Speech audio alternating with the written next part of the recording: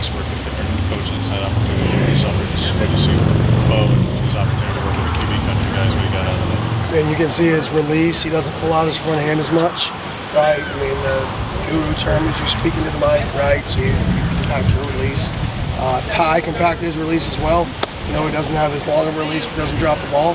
And, you know, Jay usually worked on quickening up his feet. And you've had guys working at Manning Academy before. What do you think Ty got out of it this first game? Just, you know, he gets to be around guys that are leaders. And he gets to see how people carry themselves. I think that's one of the most important things playing quarterback. And I think it's starting to carry over for him.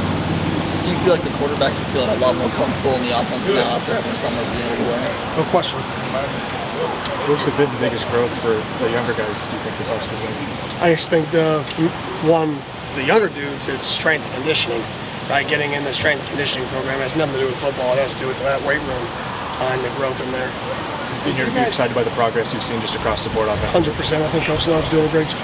How do you guys evaluate from day to day and eventually week to week just progress being made with, I guess, the overall development of the offense? Well, we chart explosives, negatives, consistent plays for us.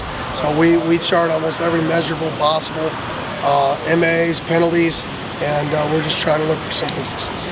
What have you seen from the incoming guys like Caleb Kasper and Yeah, they flashed at times. You know, I think once again we just need consistency. I mean, that's what you look for in a player. It's a guy who can be consistent. What do you guys have a date in mind on when you want to settle? Nope. With Caleb, what in his skill set was attractive? And Dan was talking about using intimate knowledge from previous schools. What was it about? I mean, just size, speed, length, ball skills. I mean, pretty good combination. Kind of fits a lot of what you're looking for next. No question. Does one scrimmage, and given that you had spring too, is one scrimmage enough, do you think, Kenny, or will it take two to make it? No, I mean, it's going to take what it takes. I mean, whatever that is, it is. There's not a magic number to it. Coach, we've heard a lot about your energy and practice that you bring. I saw a video of you mic'd up at Memphis back in the day, 2017, and you're kind of rapping, singing along the lyrics. Is that something that you still keep up with current music and singing along at practice? And how does that kind of help you relate to your players? Yeah, I don't know current music at all. Just brutally honest, I listen to super old music, Temptations, Train. I mean, I listen to music that, you know, is not really in this era. I'm an old soul, so. But I do kind of know the music based off of, you know, I'm around, you know, 18 to 22-year-olds, so I do like Rod Wave. Someone like Kyler Kasper, young guy reclassified to this class. How have you seen him kind of establish himself so far? Yeah, I think he's done a really nice job just adapting. You go from a high school kid to all of a sudden being a college kid. You weren't expecting it. You're supposed to go back to high school this year. So I think a little bit of him is, whoa, but he's responded. I mean, today was the first day I saw him really attack and be physical and really kind of be comfortable out there. What's your philosophy on running back distribution? Because at Memphis, obviously, you had two or three guys where two would be pretty close, three wouldn't be necessarily too far behind. Florida State was a little bit different. You had multiple quarterbacks. What's kind of your philosophy? It's not about total touches for me. It's about yards per carry. And it's about explosive plays. So we want to keep guys fresh. That way, at the end of the game, we have fresh legs. So, I mean, the more running backs you have, the better. How many can you realistically, can you use five? You have 5 scholarship guys, you've got 6 walk-ons or something like that? I mean, we've used 5 before. I mean, we've had 4 before all be impact players for us. 3 got over 4,000 yards of total offense at one point. But, you know, I'm not saying that that's going to happen. I'm just saying that we're going to use whatever we got, you know, whatever our talent is. That way we're fresh in the fourth quarter.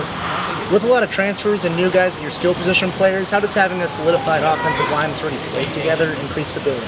Yeah, I mean, we're still competing there, but it is nice having guys and having leadership there in terms of getting those guys all on the same page when you're learning a new system.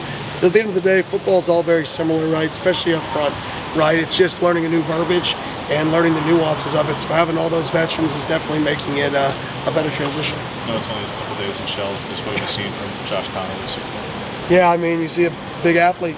No, I'm excited for him. Yep, you see a big, thick dude who moves well and bends well. So what we kind of saw when we evaluated him on marathon tape.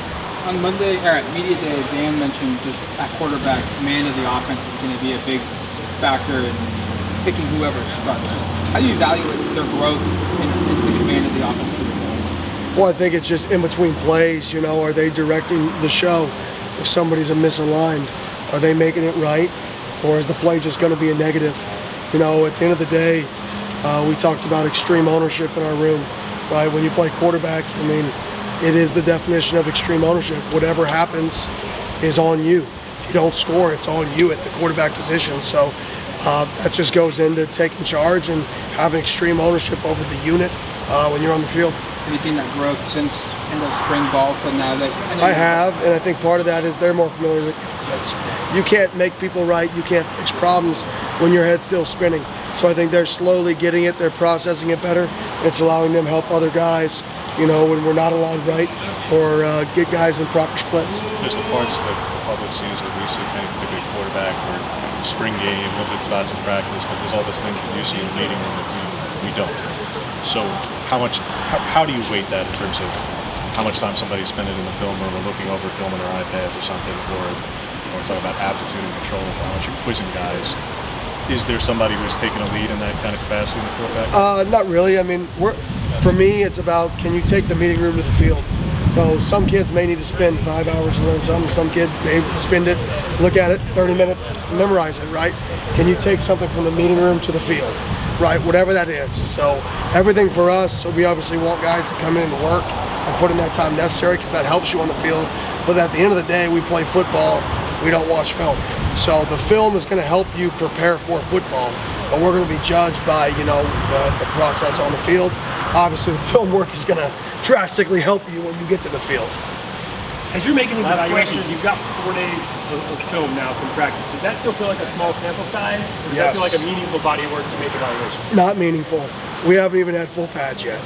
We haven't played football yet. We've played 7-on-7 a lot, though. I'll give you one more short answer. The tight end room has changed a bit since the spring, obviously, and Pat got a little bit at the end of spring there. Cam was limited. Just what have you seen from those two guys in particular? You probably didn't get to see very much. Yeah, it's good to get those guys back, get them moving around. They're moving around better. I think those guys can help us. Thank you, Coach. Thank you.